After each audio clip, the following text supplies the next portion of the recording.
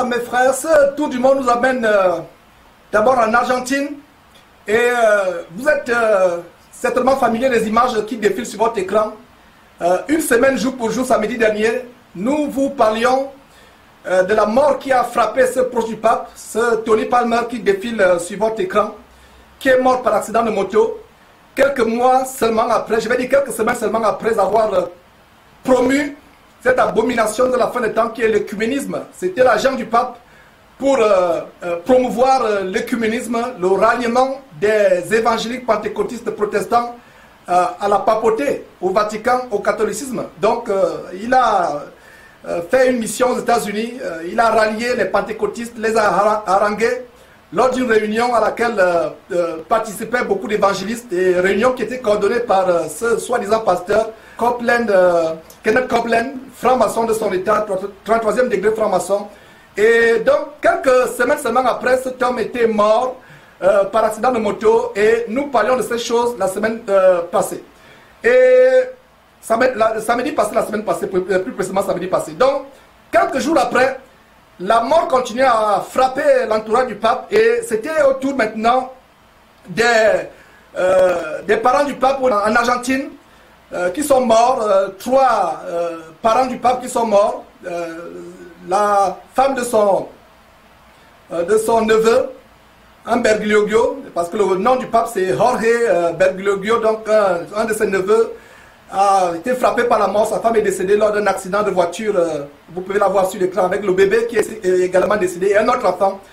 Et la raison pour laquelle nous montrons ces choses, mes frères et sœurs, nous nous posons la question, est-ce une pure coïncidence ou est-ce un signe ou un avertissement adressé au pape? Et nous allons vous montrer vraiment des choses terribles, parce que voilà le pape qui, en l'espace de mois, est frappé, soit disons, je vais dire que son entourage, ses proches immédiats sont frappés de mort. Et il n'y a pas de coïncidence, vous pouvez voir sur votre écran les autorités argentines qui sont en train de lui adresser des condoléances, et le pape qui visiblement choqué par cette nouvelle. Mais il y a beaucoup de choses qui se cachent derrière, mes frères et sœurs, et nous allons dévoiler, mes frères et sœurs, ce qui se cache derrière ces choses. C'est vraiment terrible de montrer ces choses. Comme je vous le disais la dernière fois, la mort, mes frères et sœurs, d'un être humain, même notre ennemi, ce n'est pas la joie. Surtout quand nous savons que cet ennemi ou cette personne meurt sans connaître le Seigneur Jésus-Christ. Donc voilà quelques détails que nous allons vous montrer. Mais nous irons en profondeur. Ce n'est qu'une information. Et la raison pour laquelle vous pouvez peut-être vous poser la question, quel est le rapport qu'on peut établir entre la mort de ces personnes et le pape? D'ailleurs, le pape, comme je vous le disais, mes frères et sœurs, dans les émissions passées, est impliqué dans des abominations. Il ne s'en date pas d'aujourd'hui. L'église catholique, mes frères et sœurs, ce n'est pas une église, contrairement à ce que beaucoup de personnes pensent. Ce n'est qu'une abomination. Donc il y a un scandale qui a défrayé la chronique il y a quelques mois. Le pape qui a été convoqué devant un tribunal, il y a une plainte qui a été adressée à un tribunal contre le pape. Des investigateurs au niveau de la Belgique, au niveau aussi du Canada, à travers le monde, ont adressé des plaintes contre le nouveau pape, le pape François, de son vrai nom, Jorge Bergoglio, pour crimes rituels, sacrifice d'enfants, sacrifice rituel, consommation de chair humaine, consommation de chair humaine des enfants, etc. Donc c'est une information qui nous a été relayée, et nous avons d'ailleurs un document que nous allons vous lire, parce que nous faisons tout avec les preuves, mes frères et sœurs.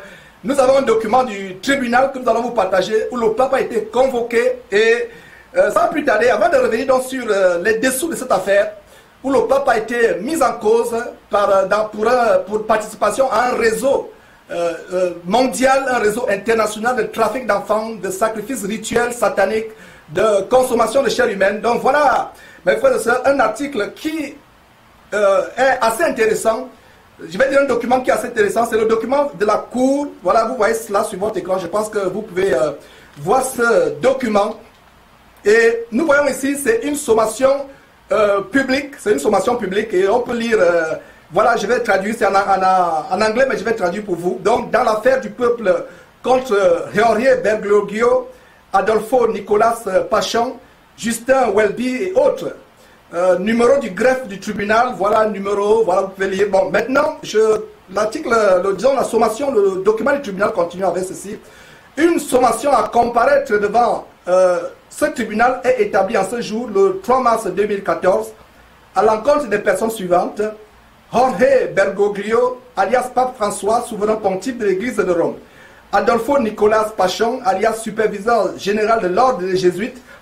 Justin Welby, alias archevêque de Canterbury, Église d'Angleterre. Que ces personnes, leurs agents et le monde prennent note de ce que les personnes nommées hommes de chair et de sang sont par ce document inculpés par le bureau du procureur des citoyens des crimes ci-après. Crime numéro 1, organisation, aide et complicité de viol sur enfants, torture et trafic d'enfants en tant qu'organisation criminelle et incitation et ordre donné à leurs agents de commettre les mêmes crimes. Crime numéro 2, violation des droits des nations et incitation de leurs agents à commettre des trahisons dans leurs nations respectives. Crime numéro 3, complicité criminelle dans la mort, le viol, la torture et le génocide d'un nombre indéterminé d'enfants. Crime numéro 4, conspiration criminelle dans la commission et dans la dissimulation de ces crimes et incitation aux autres. Ces accusés en tant que personnes de chair et de sang sont sommés par ce document à comparaître en tant que des défendeurs principaux à une action en justice qui statuera et adjugera sur les responsabilités de ces crimes dont l'ouverture et l'audition sont fixées le 31 mars 2014 à Bruxelles. Avis est donné à ces défenseurs ou à leurs représentants légaux de comparaître à cette audience ou de donner une raison valable dans un délai de 10 jours. Pourquoi ils ne peuvent pas ou ne veulent pas comparaître. Les défendeurs sont aussi avisés que leur défaut de répondre ou de contrecarrer les chefs d'accusation sera interprété par la Cour comme une admission tacite de leur culpabilité et constituera un plaidoyer de nolo contendere ou alors une déclaration de non-contestation et sera inséré dans le greffe du tribunal en tant que tel.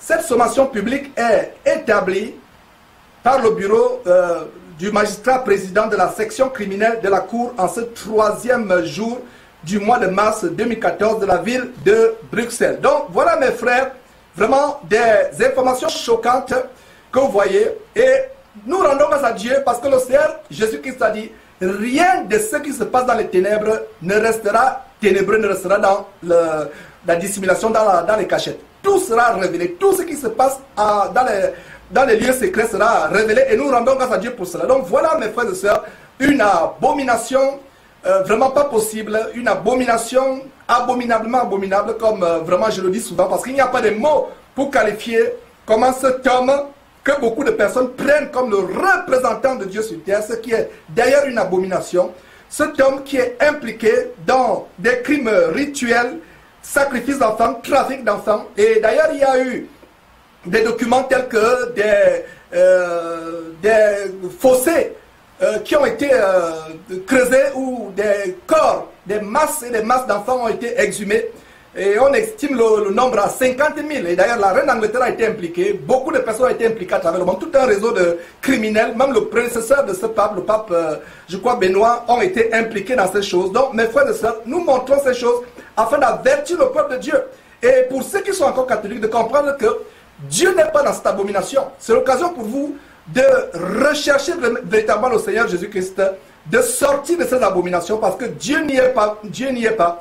Et d'ailleurs, je vais vous montrer quelques documents, et c'est là pour attester vraiment, frères et sœurs, que nous venons ici avec des preuves. Donc voilà quelques sites où vous pouvez approfondir vos recherches. D'ailleurs, nous reviendrons là-dessus. On fera des émissions. On a préparé d'ailleurs, depuis 3 mois, nous sommes en train de préparer une émission sur le nouveau pape où nous allons exposer en fond en comble les abominations qui sont non seulement derrière ce pape, son prédécesseur et tous les papes et tout le système antichrist, le système babylonien du Vatican. Donc vous voyez ici en anglais les sites où cette histoire défait la chronique et c'est dommage que les médias n'en parlent pas. Quand il dit les médias normaux, les médias courants, que vous et moi peut-être regardons, n'en parlent pas, la radio n'en parle pas, la presse normale n'en parle pas. Mais voilà un document que nous avons déniché, cette requête, ce document du tribunal où le pape est mentionné, on vous a montré cela. Et donc regardez mes frères et sœurs, ici, Vous voyez, par exemple, breaking news, child sacrifice, ritual stopped, the Pope. Voilà, donc il y a même des voix qui se lèvent, non seulement au Vatican, mais à travers le monde, à la démission du pape. Et voilà donc des choses que nous vous montrons. Ce n'est qu'une petite introduction à l'émission que nous aurons, plaise à Dieu, prochainement. Et voilà notre site qui manifeste sa stupéfaction du fait que le président Obama rencontre un pape pédophile, sacrificateur d'enfants pour des raisons rituelles sataniques. Et d'ailleurs, il y a un adage humain qui dit que les oiseaux d'un même plumage vont ensemble. Donc ce n'est pas par hasard que Hussein Obama, je ne sais pas, se font des choses abominables.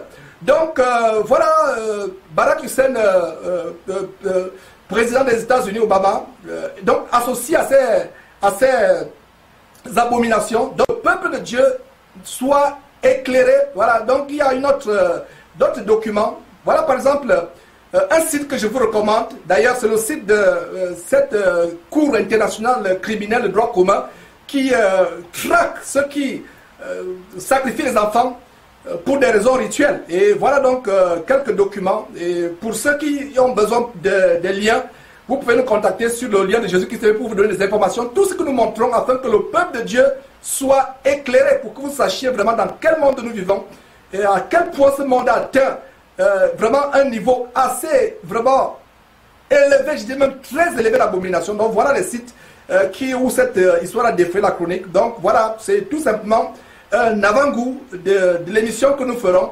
Ce scoop qui intervient dans cette émission aujourd'hui.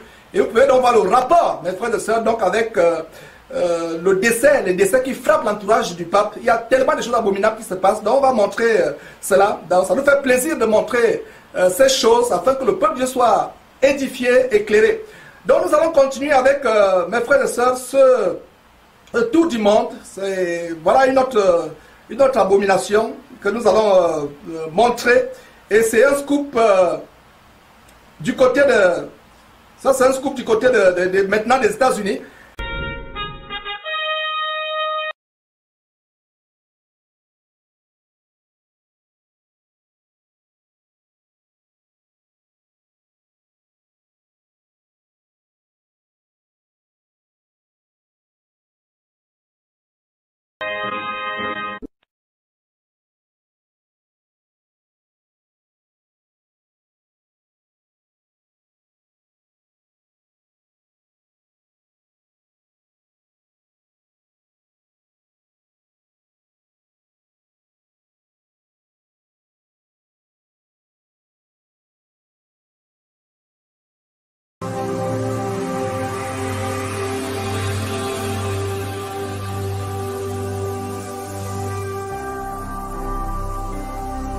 Jésus-Christ TV, vous connaîtrez la vérité et la vérité